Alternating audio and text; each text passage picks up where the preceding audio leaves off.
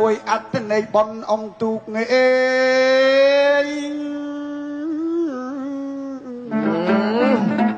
ដំណើរការប្រាឈួននេះ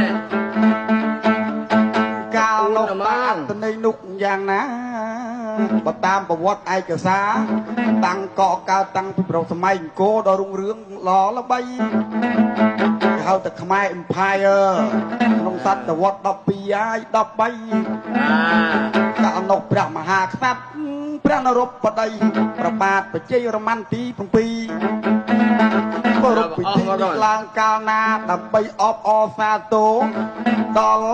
កងទ័ពជើងទឹកអេ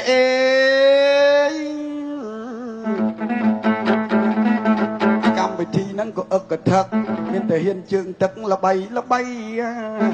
កាលដែលយើងធ្វើសង្គ្រាមជាមួយនឹងចាមជាមួយនឹងទ្វាសម័យអង្គរឲ្យមានមេទ័ពដល់ប្រពៃយើងទទួលបានជោគជ័យ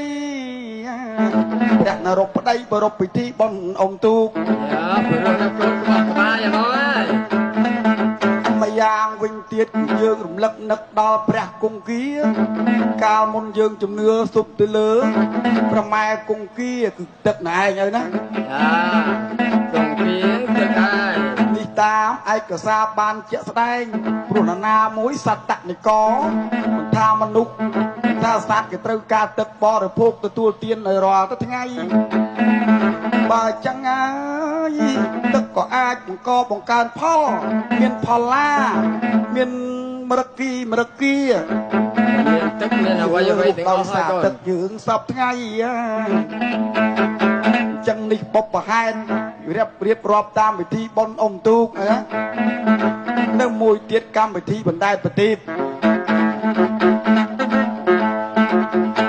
ប្រទីបនឹងមានកំណត់កើតកំណាតើអត្តន័យនឹងទៅលើអ្វី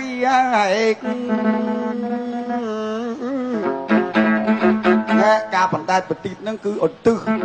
ចំពោះចង្គមកែវរបស់ព្រះសម្មាសម្ពុទ្ធព្រះវិមុតតិញាណយាយកូនឆ្នាំណាកាលដែលព្រះអង្គដាក់នៅឋានបតាជំរាបទៅឲ្យកញ្ញាវ៉ាន់ឆូរីឲ្យយកសម្ដីមួយទៀតបណ្ដែតប្រទីបមួយទៀតអកអំបុកហ្នឹងឲ្យឃើញបុកនៅពីមុខស្រាប់ហ្នឹងហើយគឺរំលឹកនឹកដល់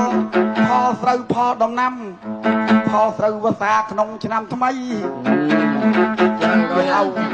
ហៅថាប្រពៃស្របហៅថាប្រមេក៏ថាបានព្រោះមនុស្សគ្រប់ប្រានអាចរស់បានអាស្រ័យស្រូវគេបើចេះចង់សួរម្យ៉ាងវិញទៀតប្រាក់ខែមានកំណើតកើតដំណាអ្នកកំណើតសំពះប្រាក់ខែគឺរំលឹកនឹកគុណដល់ទន្សាយសេសៈបណ្ឌិតព្រះសម្មាសម្ពុទ្ធយងយកកំណើតជាសត្វទន្សាយហ៊ានបូជាចូលភ្លើងដើម្បីធ្វើជាទាន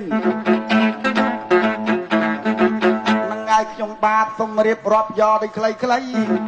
ប៉ុន្តែសង្ឃឹមថាអស់លោកស្ដាប់បានអ្នកចម្រៀងបុរាណនីតិវាខ្លីចេះតែស្រោតប៉ុណ្ណឹងទៅចោះហើយយាយជនលសពបរោះសង្ឃឹមថាស្ដាប់បាននៅអត្ថន័យហើយនីតិយើងក៏ខ្លីអេ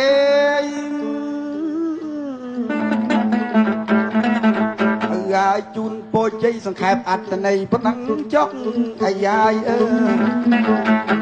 ទុកនាទីឲ្យកំឡោះ